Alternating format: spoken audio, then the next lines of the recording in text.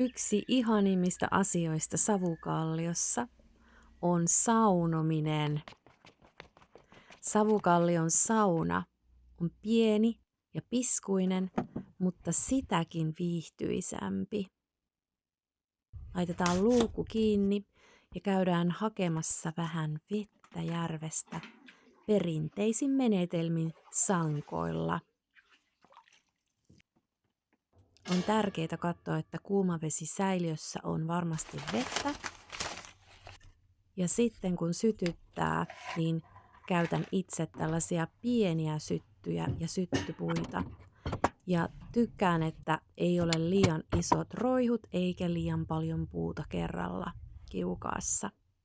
Savukallion sauna on nimittäin yllättävän tehokas ja lämpenee melko nopsaan.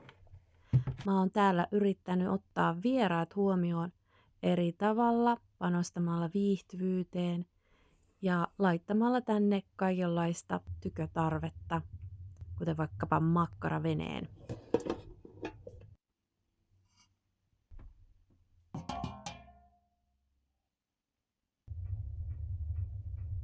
Itse tykkään paljon kynttilöistä. Kynttilöiden kanssa pitää vaan olla tosi varovainen. Tää lyhty valaisee myös sisätilaa tuolla saunan puolella.